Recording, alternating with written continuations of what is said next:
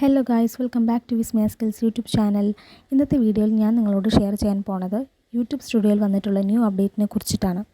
എല്ലാവർക്കും ഈ ഒരു ഫീച്ചർ കിട്ടിയിട്ടില്ലെങ്കിൽ പ്ലേ സ്റ്റോറിൽ പോയിട്ട് യൂട്യൂബ് സ്റ്റുഡിയോ അപ്ഡേറ്റ് ചെയ്യണം. ഇത് നിർബന്ധമായിട്ട് ചെയ്താലേ നിങ്ങൾക്ക് അപ്ഡേഷൻ വരികയുള്ളൂ.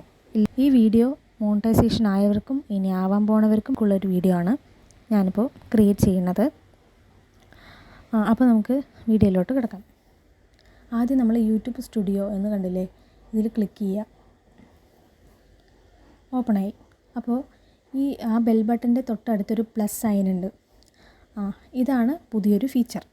ഈ ഫീച്ചർ എന്തെങ്കിലും കാണുമ്പോഴേക്കും അയ്യോ പുതിയ ഫീച്ചർ വന്നല്ലോ എന്ന് പറഞ്ഞിട്ട് നമ്മൾ എടുത്ത് ചാടിക്കഴിഞ്ഞാൽ പണി കിട്ടും. കാരണം മോണിറ്റൈസേഷൻ ആയവരുടെ കാര്യമാണ് ഞാൻ പറയണത്. ഡോളർ പോണ കേസാണ്. അപ്പോൾ സൂക്ഷിച്ചും കണ്ടും വേണം ഈ ഒരു ഫീച്ചർ യൂസ് ചെയ്യാൻ, ഇല്ലെങ്കിൽ പണി കിട്ടും. ഈ പ്ലസ് സൈനിൽ ക്ലിക്ക് ചെയ്യുന്നതിന് മുൻപ് കുറച്ച് കാര്യങ്ങൾ അറിഞ്ഞിരിക്കേണ്ടതുണ്ട്. ഇത് മുഴുവനായിട്ട് സ്കിപ്പ് ചെയ്യാണ്ട് കണ്ടാൽ മാത്രമേ നിങ്ങൾക്ക് ഈ കാര്യങ്ങൾ വ്യക്തമായിട്ട് മനസ്സിലാവുള്ളൂ, ഇല്ലെങ്കിൽ ഒന്നും മനസ്സിലാവില്ല. യൂട്യൂബ് സ്റ്റുഡിയോയിലൂടെ വന്ന അപ്ഡേഷൻ വളരെയധികം ഉപകാരമുള്ളതാണ്. സ്കിപ്പ് ചെയ്യാണ്ട് തന്നെ കാണണം. ഓക്കെ, അപ്പം പ്ലസ് സൈനിൽ നമുക്ക് എന്താണ് ചെയ്യാൻ പറ്റുന്നത് എന്നുള്ളത് ഞാൻ പറഞ്ഞു തരാം. ഇതിൽ നമുക്ക് തംബ്നെയിൽ കൊടുക്കാൻ പറ്റും. വീഡിയോ എളുപ്പത്തിൽ അപ്ലോഡ് ചെയ്യാൻ പറ്റും. അതാണല്ലോ പുതിയ ഫീച്ചർ എന്ന് പറയുന്നത്. ടൈറ്റിൽ, ടാഗ്, ഡിസ്ക്രിപ്ഷൻ ഇതെല്ലാം നമുക്ക് കൊടുക്കാൻ പറ്റും. അപ്പോൾ എൻ്റെ വന്നിട്ട് മോണിറ്റൈസേഷൻ ആവാത്ത അക്കൗണ്ട് ആയതുകൊണ്ടും അതൊക്കെ എങ്ങനെയാണ് അതിൻ്റെ ഓപ്ഷൻസ് എങ്ങനെയൊക്കെയാണെന്ന് മോണിറ്റൈസേഷൻ ആയവർക്ക് മനസ്സിലാവും. അതെങ്ങനെയൊക്കെയാണ്, എന്തൊക്കെയാണ് ഓപ്ഷൻസ് ക്ലിയർ ആയിട്ടുള്ളത് സ്റ്റെപ്പ് ബൈ സ്റ്റെപ്പായിട്ട് ഞാൻ പറഞ്ഞു തരാം. അപ്പോൾ കേട്ടിട്ട് നിങ്ങളത് ചെയ്താലും മതി, അതായിരിക്കും ബെറ്റർ. ആദ്യം നമ്മൾ പ്ലസ് സൈനിൽ അമർത്തുന്നു. 1 മിനിറ്റിൻ്റെ വീഡിയോ എടുക്കുകയാണ്. ഇതാണിപ്പോൾ ഞാൻ എടുത്ത വീഡിയോ. ഈ വീഡിയോ എടുത്തു. അപ്പോൾ ഇതിനെ തംബ്നെയിൽ കൊടുക്കണം. ആ ഒരു സിമ്പിൾ കണ്ടില്ലേ, ഒരു പെൻസിലിൻ്റെ ഒരു രൂപം, അതിൽ ക്ലിക്ക് ചെയ്യുക. അപ്പോൾ ഞാൻ ഓൾറെഡി തംബ്നെയിൽ ക്രിയേറ്റ് ചെയ്ത് വെച്ചിട്ടുണ്ട്. അതാണ് ഇത്. ഇതിനെ നമുക്ക് തംബ്നെയിലായിട്ട് ഇങ്ങനെ കൊടുക്കാം. ജസ്റ്റ് ഇങ്ങനെ ഒന്ന് കൊടുക്കാം. ഡണ്ണെന്ന് കൊടുത്തു. ഇതിൽ നമുക്ക് എന്താ ചെയ്യേണ്ടത് പറഞ്ഞു കഴിഞ്ഞാൽ ക്രിയേറ്റ് എ ടൈറ്റിൽ എന്ന് പറഞ്ഞിട്ടുണ്ട്. അപ്പോൾ നമുക്കൊരു ടൈറ്റിൽ കൊടുക്കാം. എന്താണ് ടൈറ്റിൽ? മോണിറ്റൈസേഷൻ ആയവർക്കും അല്ലാത്തവർക്കും ഉള്ളൊരു വീഡിയോ എന്ന് പറഞ്ഞിട്ട് നമ്മൾ കൊടുത്തിട്ടുണ്ട്. അപ്പോൾ ഡിസ്ക്രിപ്ഷനിൽ എന്ത് കൊടുക്കും? അതേ സെയിം തന്നെ പേസ്റ്റ് ചെയ്യുക. എന്നിട്ട് #ടാഗ്സ് നമുക്ക് കൊടുക്കണം. #ടാഗ് കൊടുക്കുമ്പോൾ അതിൽ കീപ് സപ്പോർട്ടിങ്, അതുപോലെ മോണിറ്റൈസേഷൻ 2024,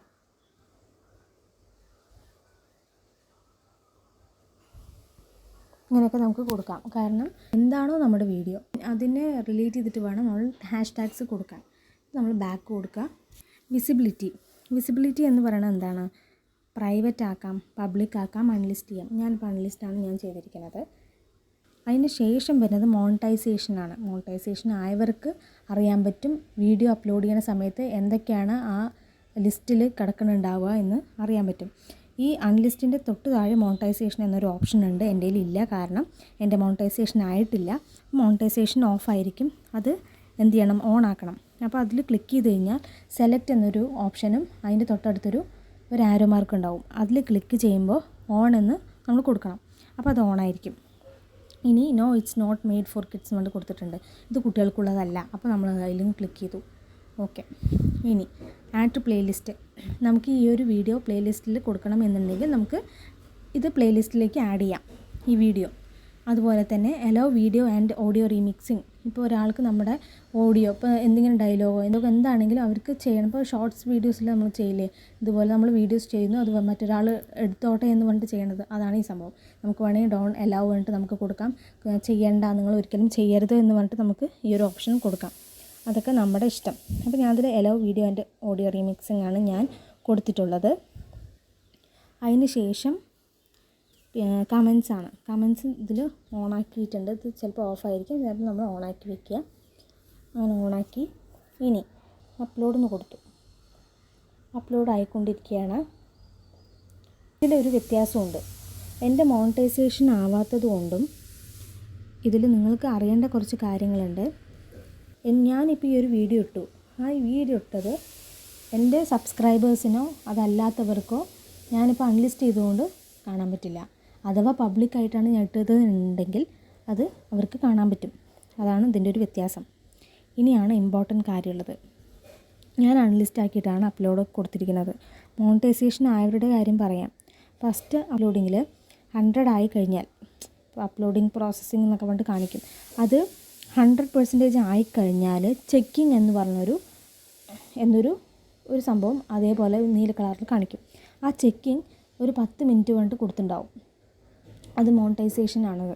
കാരണം നിങ്ങൾ ആ പബ്ലിക്കായിട്ട് നിങ്ങൾ ഒരു വീഡിയോ പോസ്റ്റ് ചെയ്യണമെന്നുണ്ടെങ്കിൽ ആ ചെക്കിങ്ങിൽ തന്നെ 10 മിനിറ്റിൽ നമ്മുടെ സബ്സ്ക്രൈബേഴ്സ് ഇത് കണ്ടിട്ടുണ്ടെങ്കിൽ ആ ഒരു ഡോളർ അതിലൂടെ തന്നെ പോകും, നമുക്ക് കിട്ടില്ല. അത് യൂട്യൂബ് അത് നമ്മുടെ ഡോളർ എടുക്കുന്നതായിരിക്കും.